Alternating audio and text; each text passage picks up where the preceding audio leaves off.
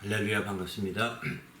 2025년 6월 29일 주일 예배를 시작합니다. 예배는 하나님을 기쁘시게 하는 것입니다. 내 영혼아 하나님을 기쁘시게 하자. 세 번 이렇게 고백함으로 예배를 전하고 시작하도록 하겠습니다. 시작. 내 영혼아 하나님을 기쁘시게 하자. 내 영혼아 하나님을 기쁘시게 하자. 내 영혼아 하나님을 기쁘시게 하자.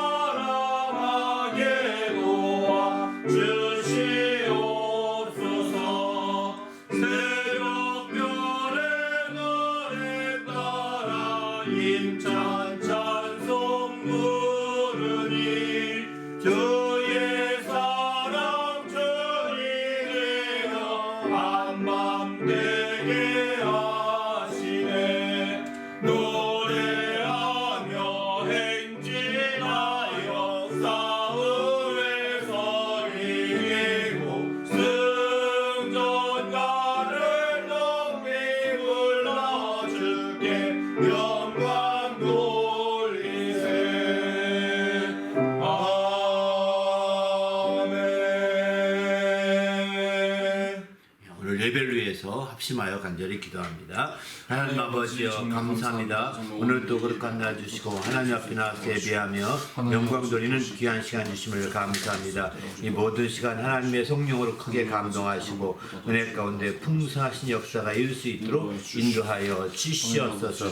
성령으로 충만하게 도우셔서 우리 하나님을 기쁘시게 한 예배가 되게 도와 주시옵소서. 어디든 예배할 때 언제든 예배할 때 하나님을 참으로 만나는 귀한 시간 되도록 인도하여 주시옵소서. 감사하며 예수님의 이름으로 기도합니다. 하나님 아버지여 감사합니다. 오늘도 거룩한 날 주시고 우리 하나님께서 함께 하심으로 말미암아 하나님을 기쁘시게 하는 귀한 예배가 될 수 있도록 성령으로 충만케 역사하여 주시옵소서. 성령이 친히 인도하시는 귀한 예배가 되도록 역사하여 주시옵소서. 또한 진리로 말미암아 풍성함을 누리게 하시고 그 진리의 풍성함 가운데 자유와 생명이 넘치는 모든 예배 시간과 순서들이 될 수 있도록 주장하여 주시옵소서. 마친 모든 시간까지 우리 주님이 함께 하시고 인도해 주시고 나올 때 우리 주 예수 이름으로 간절히 기원하옵나이다. 아멘. 전능하사 천지를 만드신 하나님 아버지를 내가 믿사오며 그 외아들 우리 주 예수 그리스도를 믿사오니 이는 성령으로 잉태하사 동정녀 마리아에게 나시고 본디오 빌라도에게 고난을 받으사 십자가에 못 박혀 죽으시고 장사한 지 사흘 만에 죽은 자 가운데서 다시 살아나시며 하늘에 오르사 전능하신 하나님 우편에 앉아 계시다가 저희로서 산 자와 죽은 자를 심판하러 오시리라. 성령을 믿사오며 거룩한 공예와 성도가 서로 교통하는 것과 죄를 사하여 주시는 것과 몸이 다시 사는 것과 영원히 사는 것을 믿사옵나이다. 하늘에 계신 우리 아버지여, 이름이 거룩히 여김을 받으시오며 나라가 임하시오며 뜻이 하늘에서 이루어진 것 같이 땅에서도 이루어지이다. 오늘 우리에게 일용할 양식을 주시옵고 우리가 우리에게 죄 지은 자를 사하여 준 것 같이 우리 죄를 사하여 주시옵고 우리를 시험에 들게 하지 마시옵고 다만 악에서 구하시옵소서. 나라와 권세와 영광이 아버지께 영원히 있사옵나이다. 아멘.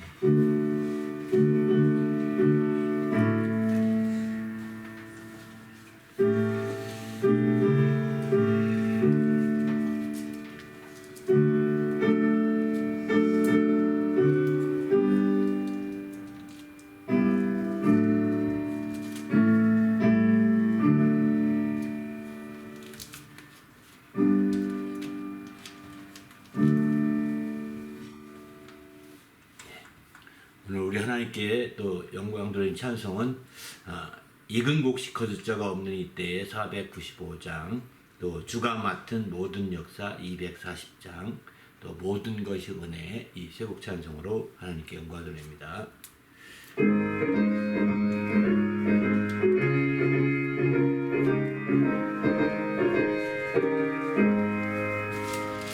익은 곡식 거둘 자가 없을 이때에 누가 가서 거둘까?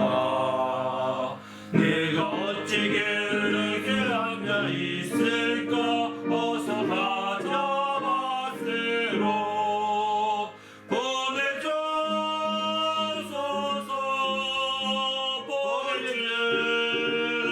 보내주소서. 제단 숲을 내 입술을 내니 어찌 주저할까? 주여 나를 보내주소서. 주가 늘 다니시며 일꾼 부르나 따르는 자 적도다. 보라 주의 사랑하는 익은 곡식을 어서 거두러 가자. 보내주소서,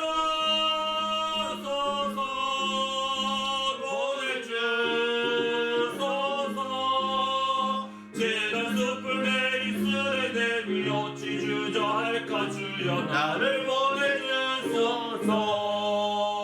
주가 나를 부르시니 언제 어디나 기뻐 가서 일하리. 주가 명령 내리실 때 능력 받아서 기뻐 거두리로다. 보내주소서, 보내주소서. 제단 숲을 내 입술에 대니 어찌 주저할까? 주여 나를 보내주소서. 주가 맡긴 모든 역사 힘을 다해 마치고 밝고 밝은 그 아침을 나갈 때 요단강을 건너가서 주의 손을 붙잡고 기쁨으로 주의 얼굴 배우리. 나의 주를, 나의 주를 내가 그의 곁에 서서 배우며 나의 주를, 나의 주를 손에 못자국을 보아 알겠네. 하늘나라 올라가서 주님 앞에 절하고 온유하신 그 얼굴을 배울 때 있을 것을 예비하신 그 신사랑 고마워 나의 주께 기쁜 찬송 드리리. 나의 주를, 나의 주를 내가 그의 곁에 서서 배우며 나의 주를, 나의 주를 손에 못자국을 보아 알겠네. 이 세상을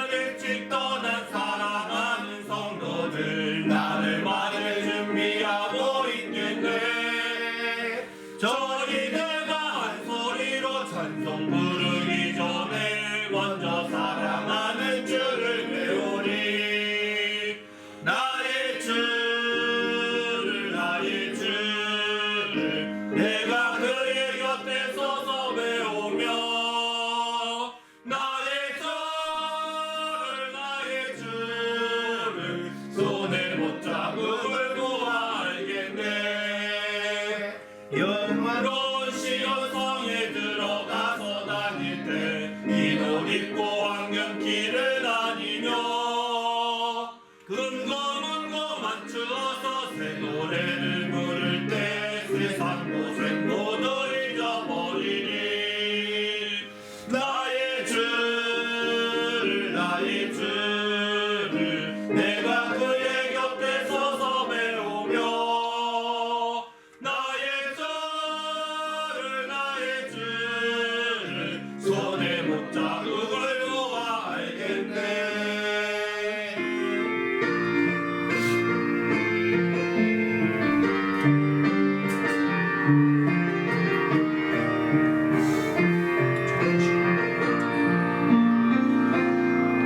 내가 누려왔던 모든 것들이 내가 지나왔던 모든 시간이 내가 걸어왔던 모든 순간이 당연한 건 아니라 은혜였소. 모든 것이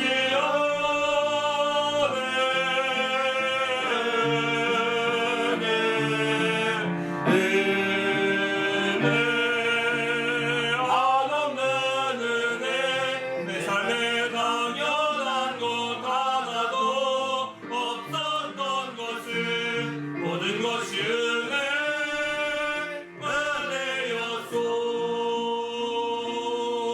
아침에가 뜨고 저녁에 노을 봄의 꽃향기와 가을의 열매 변하는 계절의 모든 순간이 당연한 건 아니라 은혜였소. 모든 것이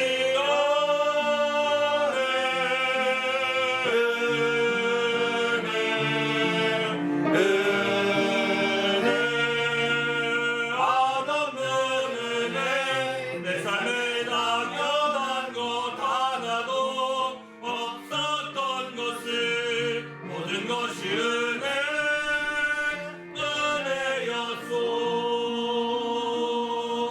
내가 이 땅에 태어나 사는 것 어린아이 시절과 지금까지 숨을 쉬며 살려 꿈을 꾸는 삶 당연한 건 아니라 은혜였소. 모든 것이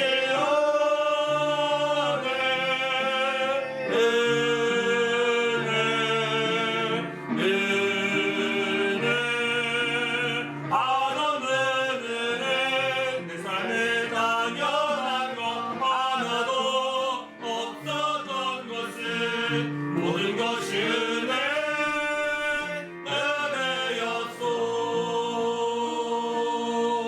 내가 하나님의 자녀로 살며 오늘 찬양하고 예배하는 삶 복음을 전할 수 있는 축복이 당연한 건 아니라 은혜였소. 모든 것이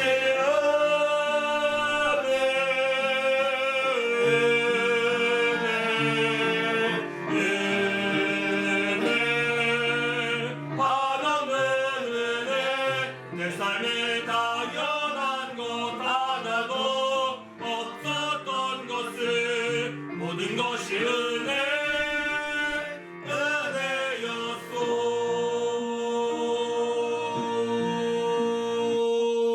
할렐루야. 함께 또 기도한 하나님, 오늘 또 주의 말씀으로 우리 심령이 새로워지도록 도와달라고 그 말씀이 우리 심령 가운데 큰 은혜가 되고 힘이 되어서 한 주간도 승리할 수 있는 귀한 밑거름이 되게 달라고 간절히 합심해서 기도하시고 말씀 나누도록 하겠습니다. 하나님 아버지여 감사합니다. 오늘도 함께 하시기 인도하셔서 하나님의 큰 영광을 드리며 하나님 이름을 높이는 믿음의 모든 시간을 주심을 감사합니다. 시간을 거룩하게 하시고 은혜로 충만하게 해주셔서 하나님 영광을 드리기에 조금도 부족함이 없도록 거룩한 아버지 이끌어 주시옵소서. 우리 주님이 함께 하시고 인도하심을 감사하오며 예수 이름으로 기도하옵나이다. 아멘. 하나님 아버지여 감사합니다. 오늘 또 거룩한 날 주시고 하나님 앞에 나와서 예배하며 영광 돌리는 믿음의 시간 주심을 감사합니다. 우리 하나님 앞에 나올 때 거룩한 믿음과 예물을 드린 모든 성도들, 그 심령들, 가정들을 기억하셔서 주의 복으로 늘 채우시고 은혜 가운데 풍성함으로 함께하여 주시옵시고 승리할 수 있도록 인도하여 주시옵소서. 오늘 또 그 주님의 은혜가 충만함으로 말미암아 하나님의 영광을 드리는 귀한 날이 되도록 이끌어 주시옵소서. 부족한 저에게 말씀의 지혜와 지식과 권능을 더하여 주시옵시고 말씀으로 말미암아 충만하게 증가할 수 있도록 인도하여 주시옵소서. 전한 자나 듣는 모든 이들이 함께 은혜에 참여하며 영광 드리도록 이끌어 주시옵소서. 우리 주님이 함께 하시고 인도하심을 감사하오며 예수님의 이름으로 기도하옵나이다. 아멘. 우리 하나님 앞에 나올 때 또 거룩한 믿음과 예물 드린 성도들에게 주의 축복이 함께 하시기를 예수님의 이름으로 축원합니다. 아멘. 네. 하나님의 말씀은 요한복음 17장입니다. 요한복음 17장 18절부터 26절까지 말씀입니다. 다 같이 함께 읽겠습니다. 시작. 아버지께서 나를 세상에 보내신 것 같이 나도 그들을 세상에 보내었고 또 그들을 위하여 내가 나를 거룩하게 하오니 이는 그들도 진리로 거룩함을 얻게 하려 함이니이다. 내가 비옵는 것은 이 사람들만 위함이 아니요 또 그들의 말로 말미암아 나를 믿는 사람들도 위함이니 아버지여 아버지께서 내 안에 내가 아버지 안에 있는 것 같이 그들도 다 하나가 되어 우리 안에 있게 하사 세상으로 아버지께서 나를 보내신 것을 믿게 하옵소서. 주께 주신 영광을 내가 그들에게 주었사오니 이는 우리가 하나가 된 것 같이 그들도 하나가 되게 하려 함이니이다. 곧 내가 그들 안에 있고 아버지께서 내 안에 계시어 그들로 온전함을 이루어 하나가 되게 하려 함은 아버지께서 나를 보내신 것과 또 나를 사랑하신 것 같이 그들도 사랑하신 것을 세상으로 알게 하려 함이니소이다. 아버지여 내게 주신 자도 다 있는 것에 나와 함께 있어 아버지께서 창세전부터 나를 사랑하심으로 내게 주신 아버지 그들에게 하시기를 원하옵나이다. 의로우신 아버지여 세상이 아버지를 알지 못하여도 나는 아버지를 알았사옵고 그들도 아버지를 나를 보내신 줄을 알았사옵나이다.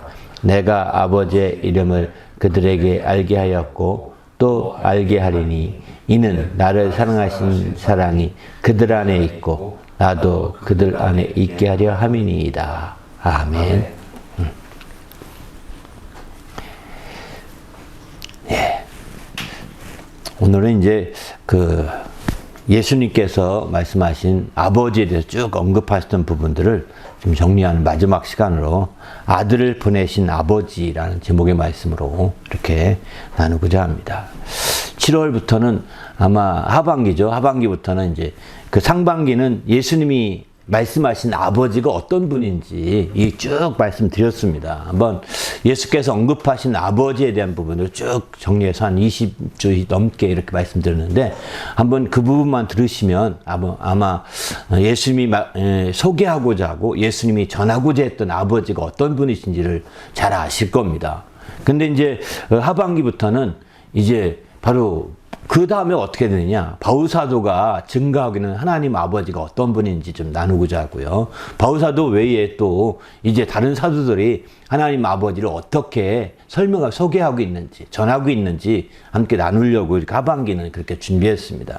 왜냐하면 이제 바로 아버지를 알아야, 참된 아버지를 알아야 바로 우리가 행복해질 수 있기 때문입니다. 올해 내 영혼아 이제 주 안에서 행복하자 이런 주제인데 바로 이처럼 행복하기 위해서는 그 뿌리가 중요한 거 아니겠습니까? 뿌리를 어디에 내리느냐? 바로 아버지 하나님께 내려야 되는데 뿌리를 잘 모릅니다. 그냥 넉넉히 막 믿는 겁니다. 그래서 어떤 사람들은 그 실제 하나님 믿는다고 하지만 이 잡신 같은 하나님을 믿는 사람도 있습니다.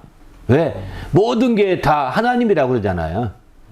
그런 막연한 이런 당연한 막연한 신들을 중에서 한 하나님을 믿는 건데 이건 아니거든요. 우리는 천지 그 신들과 세상에 있는 신들과 전혀 다른 신이십니다. 세상에 있는 신들은 다 창조되고 만들어진 신이지만 다시 말해서 하나님 아버지는 창조자이신 신이거든요. 그래서 창조자와 창조된 피조자 차이에 얼마나 크겠습니까? 그렇기 때문에 우리는 이제 창조자이신 또 조물주이신 이 하나님 아버지를 깊이 알므로 말미암아 우리의 행복의 뿌리가 이 땅에 창조된 어떤 피조물에게 뿌리 주는 것이 아니라 바로 창조하신 하나님께 뿌리를 둠으로 더 행복이 지속되고 행복이 더 영원할 수 있기를 우리가 기대하는 거죠. 그런 목표가 있는 겁니다. 만약에 우리가 우리 행복의 뿌리를 세상의 피조물 가운데 행복의 뿌리를 둔다면 어떻게 될까요? 그 피조물이 사라지는 순간에 행복은 사라져 버리거든요. 피조물이 없어지는 순간에 행복은 소멸되고 말게 됩니다. 그러나 이제 바로 창조자이시고 조물주이신 하나님 아버지께 우리 행복의 뿌리를 내리게 되면 바로 그렇지 않거든요.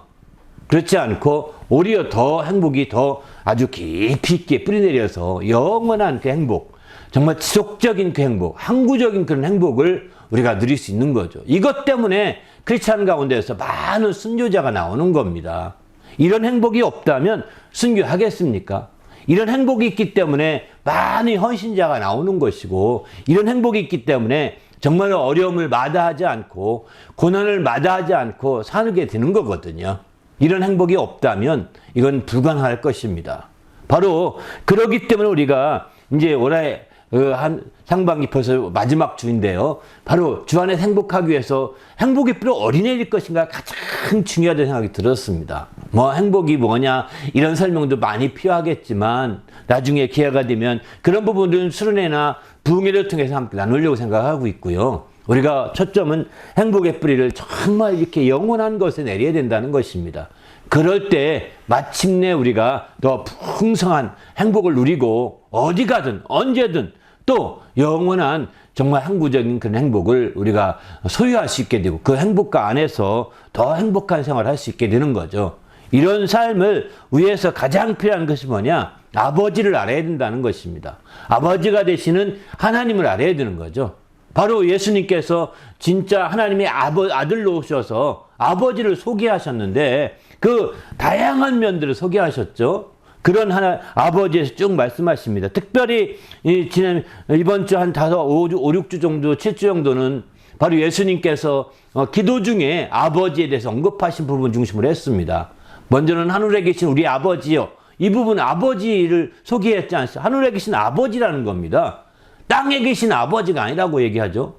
또 이제 두 번째 천지를 주재하시는 아버지요. 이렇게 표현합니다. 천지를 주재하신 아버지요. 천지를 주재하신 아버지에 대한 깊은 이해가 필요한 거죠.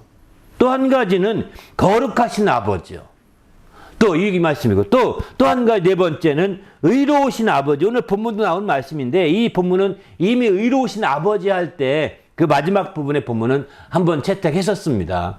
근데 오늘 다시 이 부분을 채택한 것은 이제 보내심에 대해서 아주 정말 깊이 있게 이렇게 다루고 있는 부분이 이 본문이어서 다시 한번 본문을 읽었습니다. 본문의 윗부분부터 시작해서.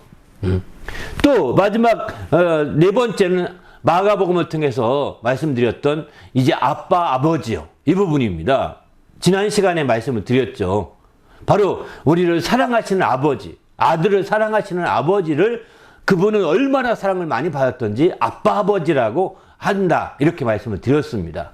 바로 그 아빠 아버지를 이제 바로 갈라디아서나 로마서를 다른 말씀을 통해서 보게 되면 이제 우리가 그 아들의 영을 받았으므로 아빠 아버지라고 우리가 부르게 되었다라고 사도 바울은 이렇게 표현하고 있습니다.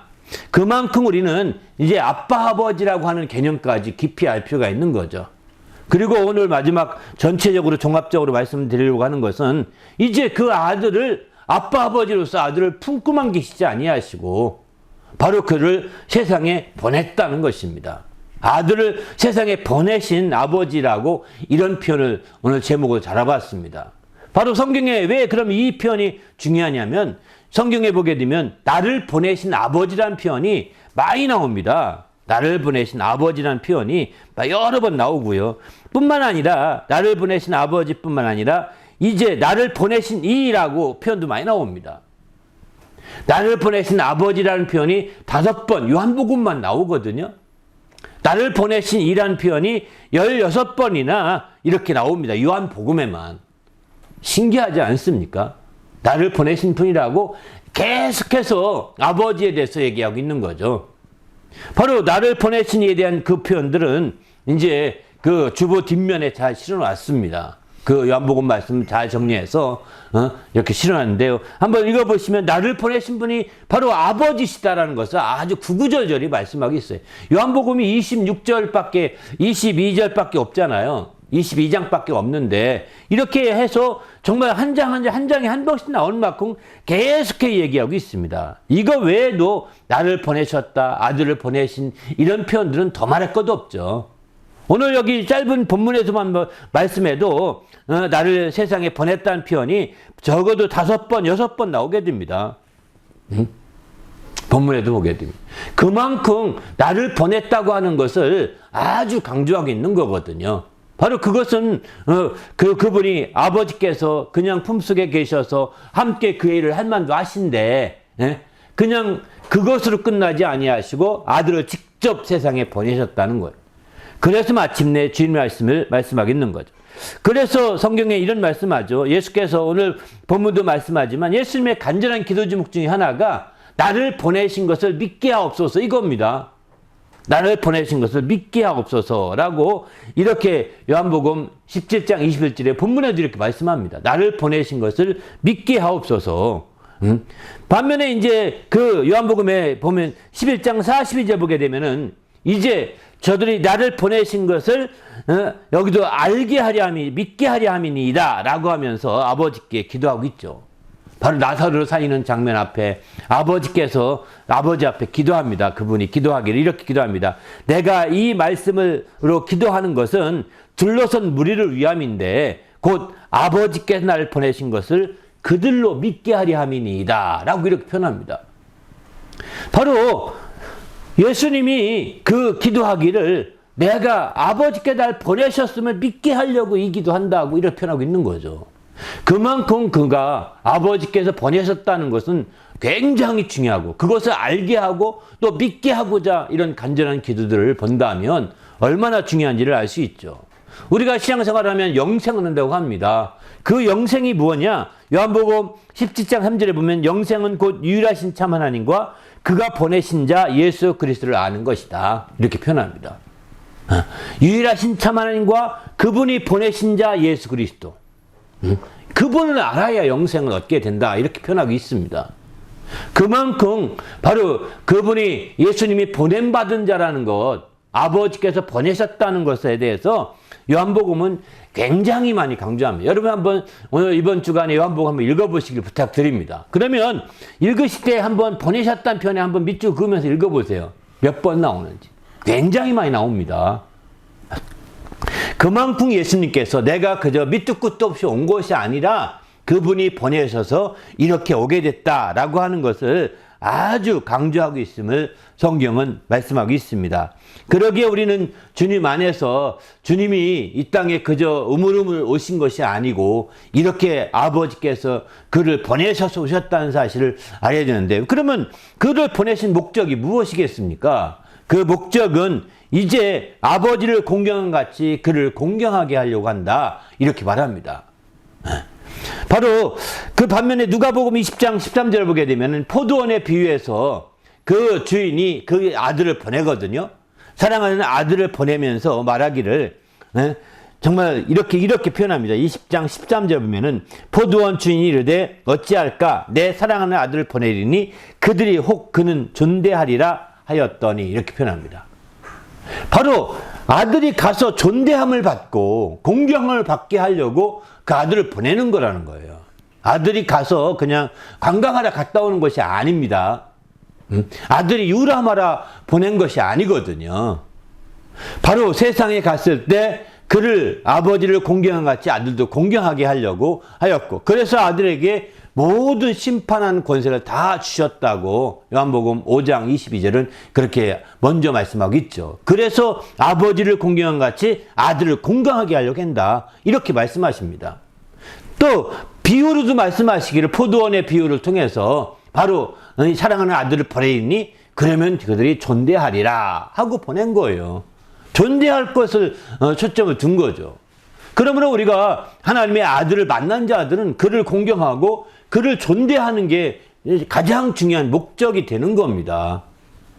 왜? 아버지께서 그를 보낼 때 그를 공경하고 존대하게 하려고 했기 때문에 우리가 하나님의 아들을 안다면 그 아들을 만나는 순간부터 그를 공경하게 되는 거죠. 그를 존재해야 되는 것이 정상적인 가장 바람직한 우리의 신앙의 모습이라고 볼 수 있는 거죠. 근데 얼마나 많은 사람들이 하나님의 아들을 알고서 하나님의 아들이라고 인정하면서 알매도 불구하고 그를 공경하고 존대하기보다는 그를 이용하려고 합니다. 그를 이용하려고 그의 덕만 보려고 합니다. 신기하지 않습니까? 마치 세상에 우상을 빌어서 우상에게 덕을 보듯이 예수에게 붙어가지고 예수의 덕을 보려고 합니다. 이건 아니지 않습니까?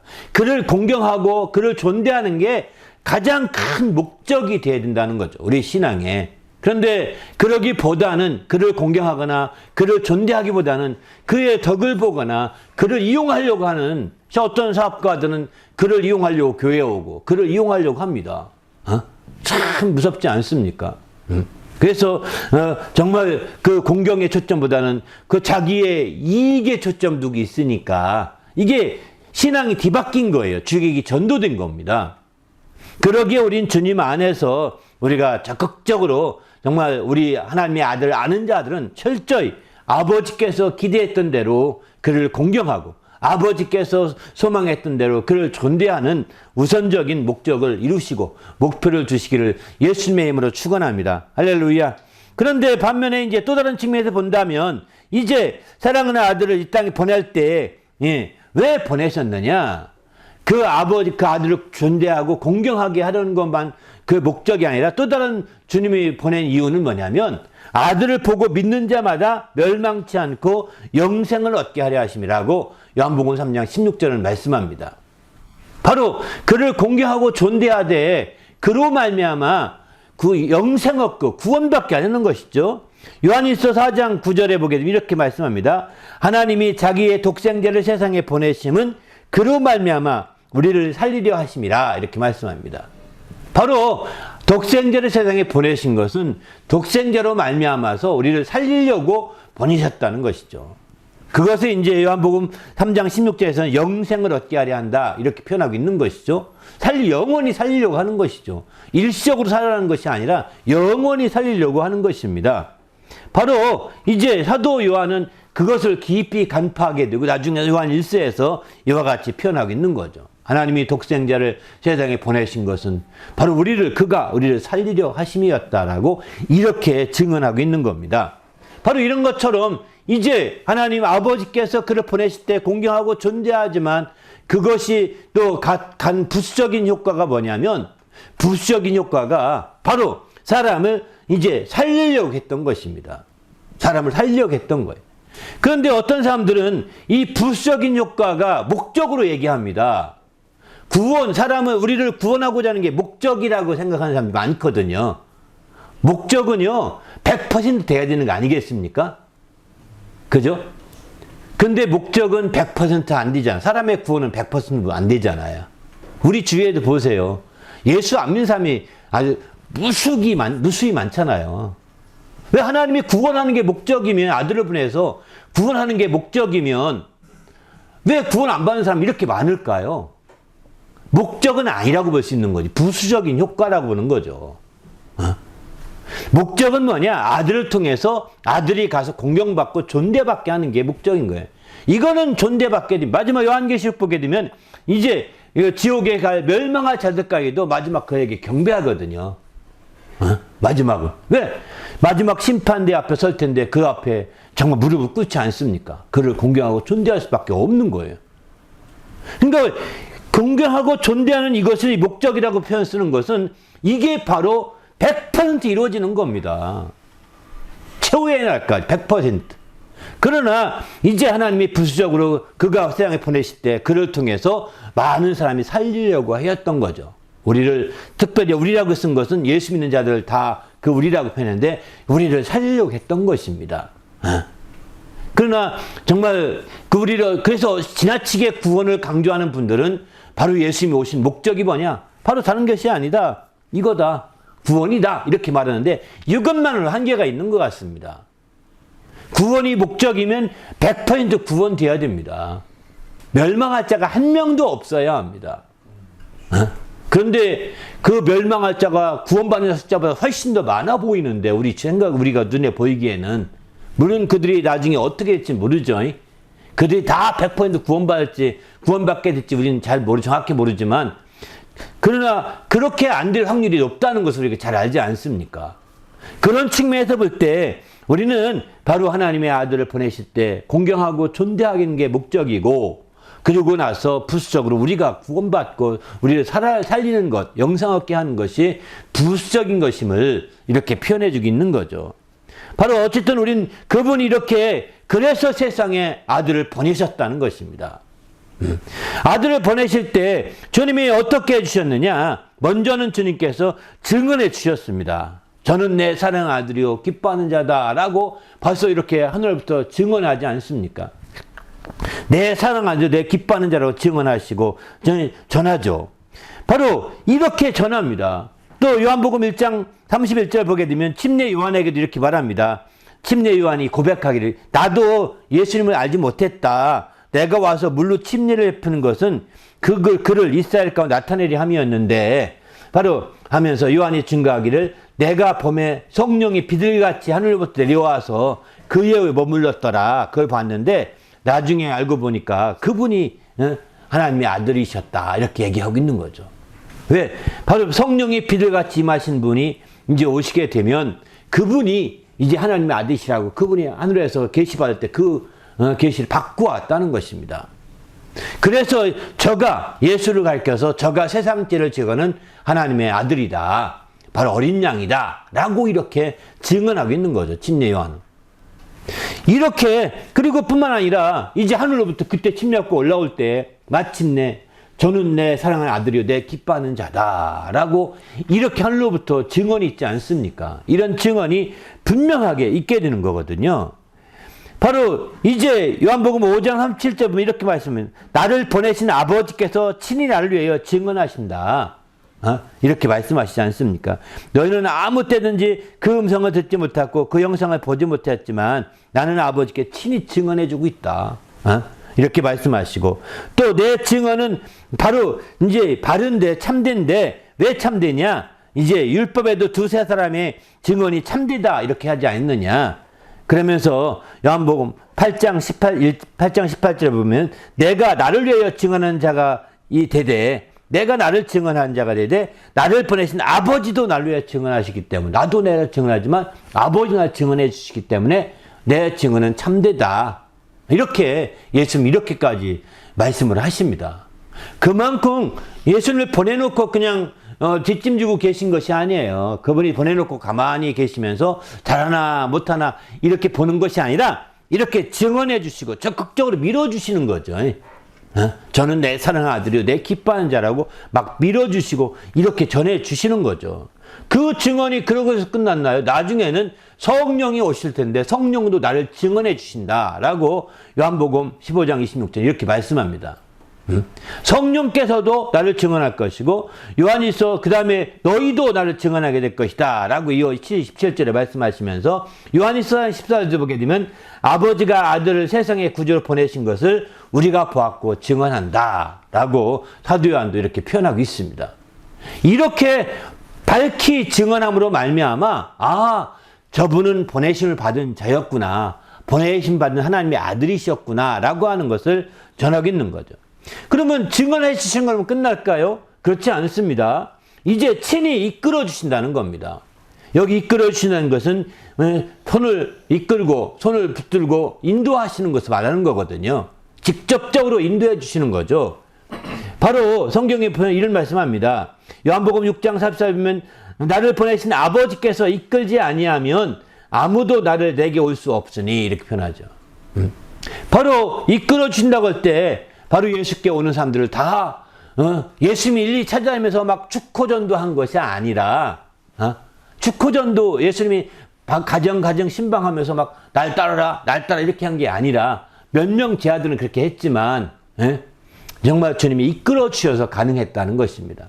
아버지께서 이끌어 주셔서 그들이 다 오게 됐다는 거예요. 실제 예수께서 나를 따라오너라 다 버려도 날 따라오라고 했지만 다 안 따랐습니다. 어떤 사람들은 부자는 이제 그 집에 가서 장례 지내고 하겠습니다. 그건 죽은 자는 죽은 데 막 날 따르라 이렇게 했는데도 안 따르고 그냥 갔거든요. 장례 때문에 간 거예요. 어떤 부자는 그 부자한테는 그것을 다 팔아주고 넌 날 따르라 이렇게 팔아 나누어주고 날 따르라고 했습니다. 그랬더니 이 부자가 고민하다가 주님을 버리고 떠나갑니다. 주님 안 따릅니다.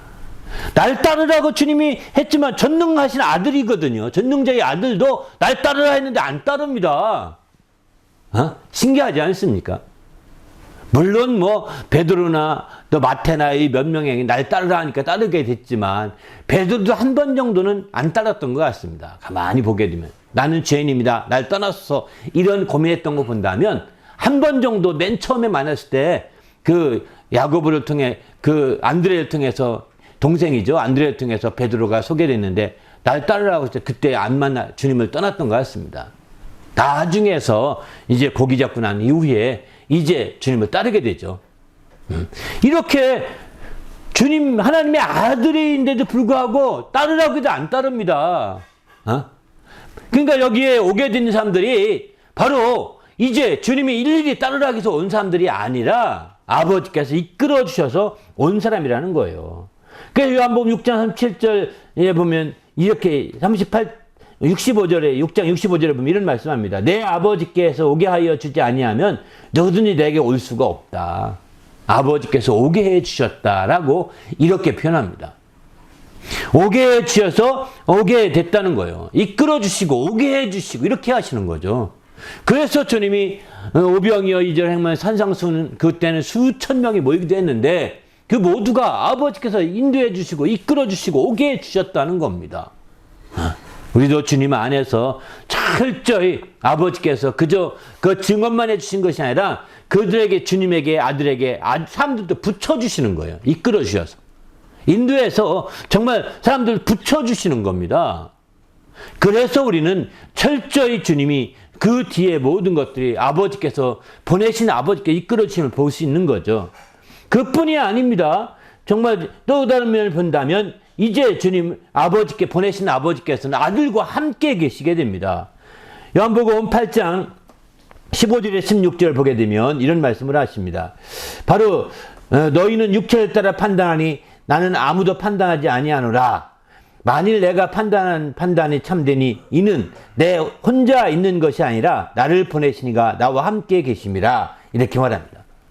다시 말해서 내 판단은 내가 말하는 판단은 바른 것이 참된데 이것은 내가 혼자 하는 것이 아니라는 겁니다. 나를 보내신 아버지께서 나와 함께 계시기 때문에 참되다 이렇게 말씀하고 있는 거죠. 요한복음 16장 32절도 똑같은 말씀합니다. 이제 너희가 다 날 혼자 두고 볼 때가 떠날 때가 있는데 벌써 때가 왔다 이렇게 말씀하시면서 그러나 이제 나 혼자 있는 것이 아니라 바로 아버지께서 나와 함께 계시느니라 이렇게 말합니다. 그러니까 이끌어서 많은 사람들이 이끌어서 아들에게 붙여줄 뿐만 아니라 하나님께서 직접 아들과 함께 계시다는 거예요. 아들과 함께 하시면서 바로 아들에게 직접적으로 인도하시고 이끌고 계심을 보는 거죠. 그 외부적으로 증언할 뿐만 아니라 이렇게 함께 계시다는 것을 말씀하시죠. 그러면 함께 계셔서 어떻게 하시느냐? 그분은 함께 계셔서 가만히 계시지 아니하시고 말할 것과 이룰 것을 명령해 주신다는 것입니다.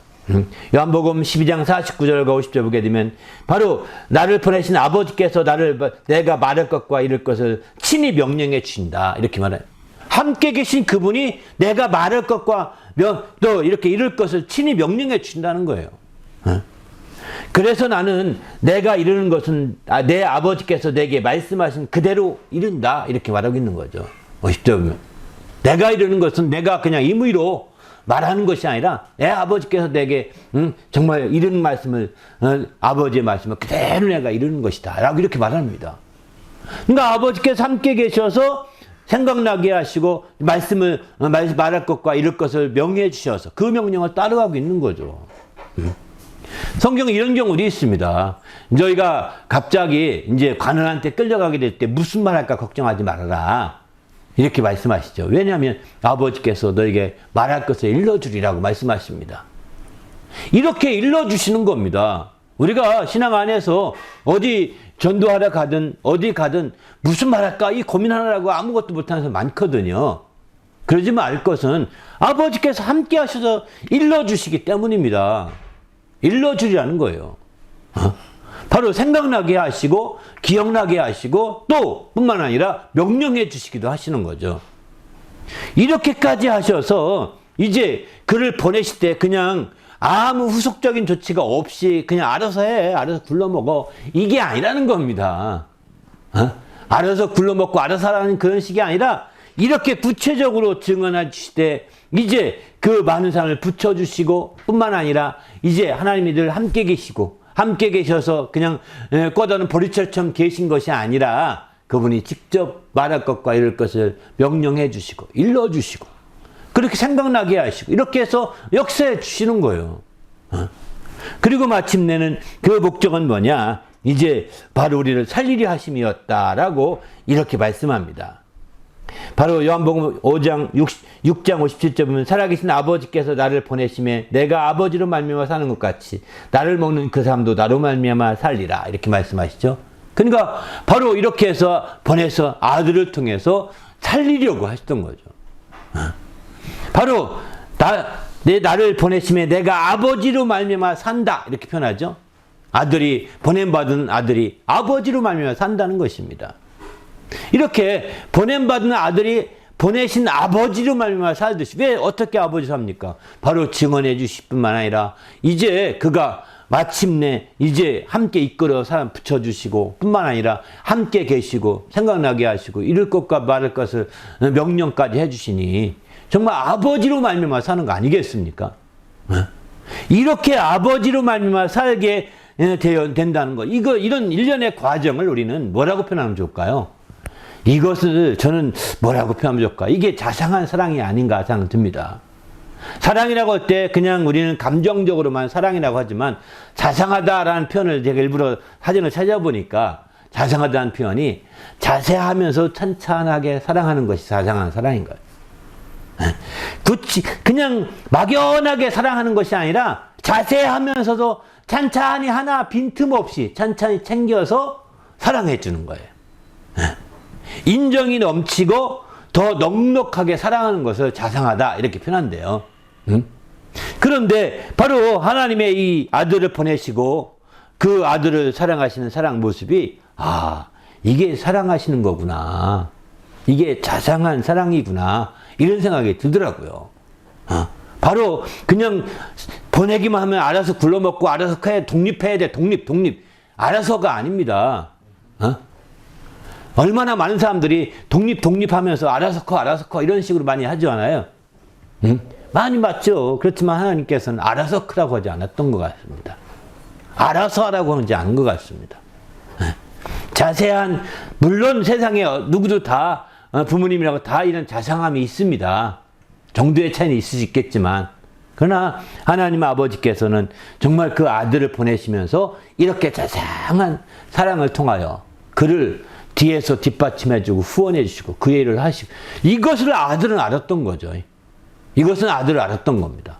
그리고 마침내 그렇게 사랑해 주시는 아버지를 위해서 그가 죽기까지 하는 거, 자기 뜻대로 살지 아니하고 정말 죽기까지 하는 겁니다. 이런 멋진 관계가 바로 아들을 보내신 아버지와 또 보냄받은 아들과의 멋진 관계가 이루어지고 있는 거죠. 우리도 주님 안에서 이 하나님의 아들이 보내셨다는 것을 우리가 강조하고 또 보냄받았다는 걸 강조하는 가장 큰 이유는 이런 관계가 되라는 것입니다.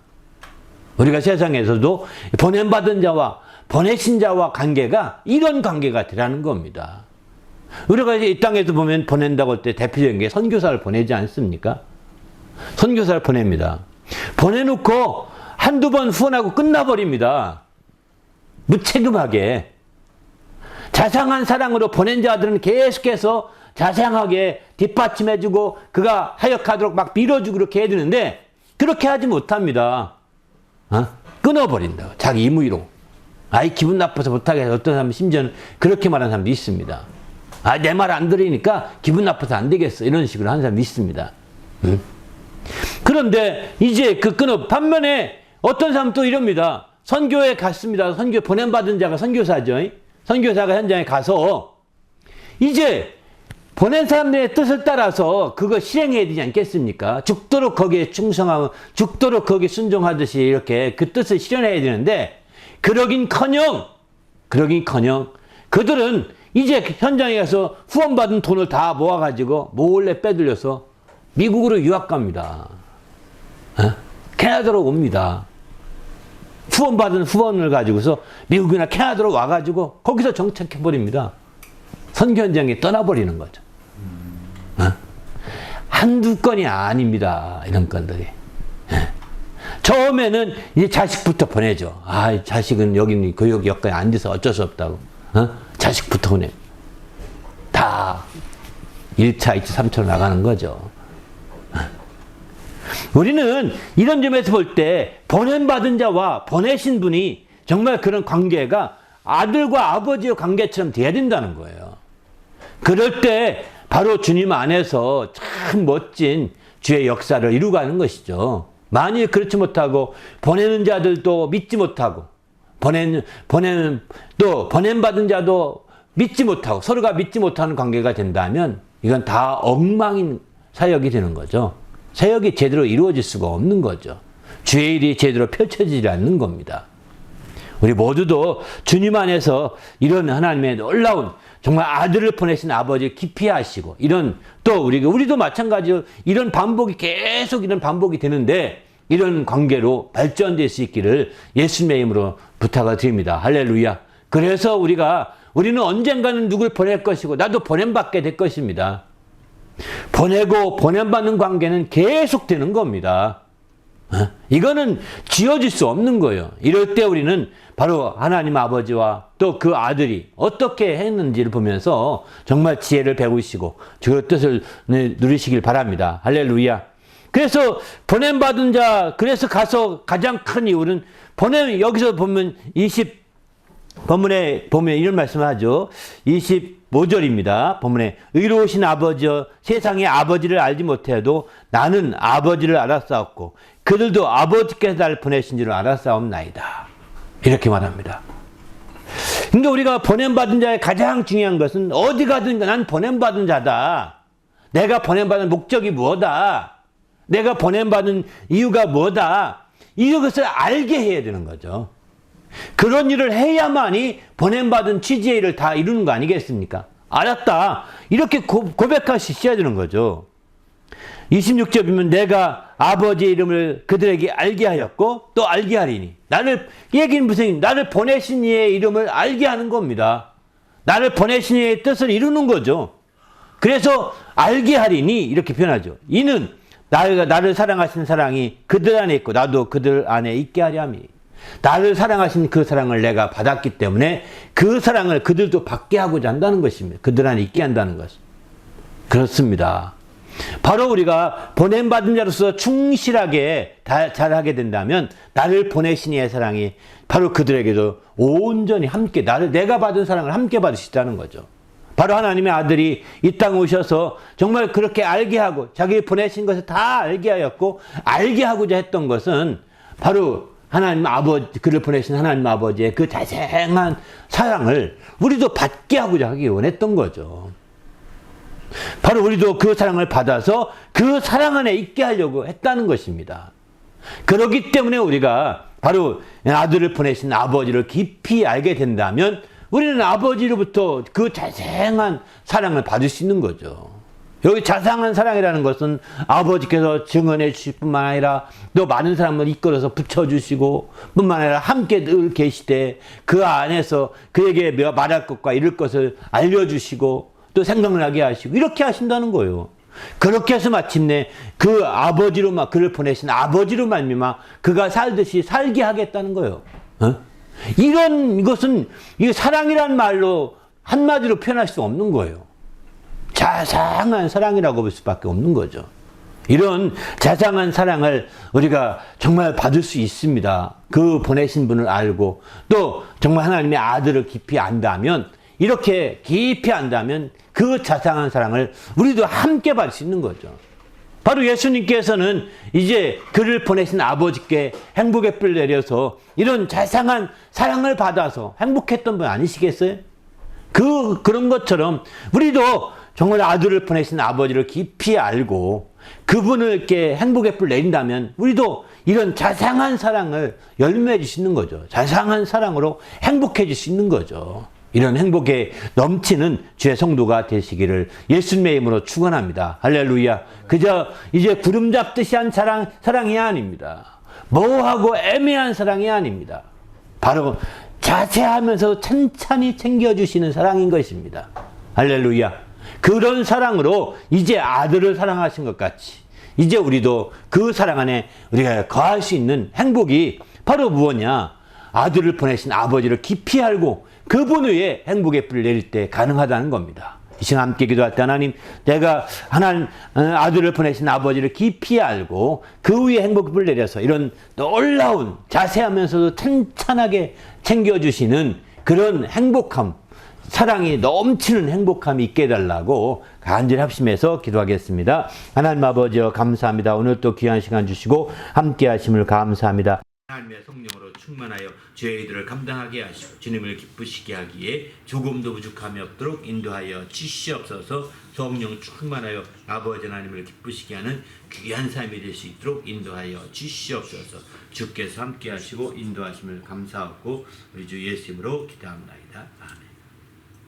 하나님 아버지여 감사합니다. 우리가 온전히 하나님 아버지를 정말 깊이 알게 하시되 특별히 아들을 보내신 아버지 하나님을 깊이 알게 도와 주시옵소서. 그래서 그분 위에 행복의 뿔 내림으로 말미암아 정말 아들을 사랑하신 그 자상한 사랑을 우리도 받아서 행복해질 수 있도록 인도하여 주시옵소서. 그래서 하나님을 기쁘시게 하며 하나님의 영광을 드리는 귀한 삶을 살 수 있도록 축복해 주시옵소서. 예수님의 이름으로 기도하옵나이다. 아멘.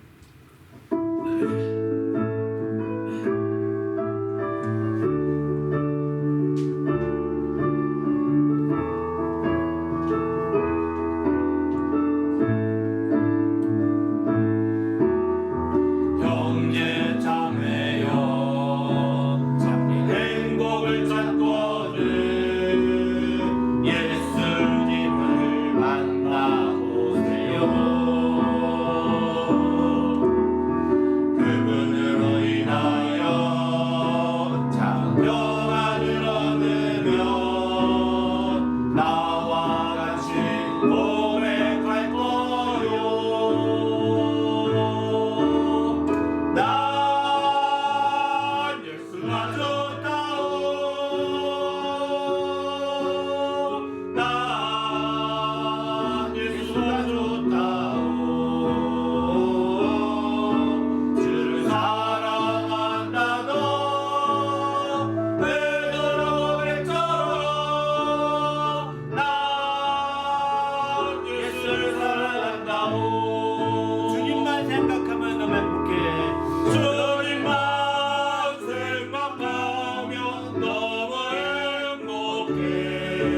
주님 내게 주신 사랑 때문에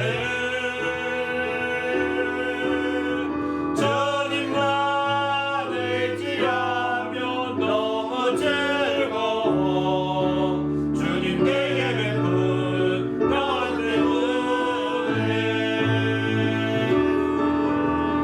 난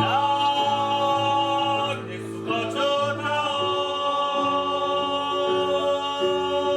난 예수가 좋다오 주를 사랑한다고 내가 고백처럼 난 예수를 사랑한다오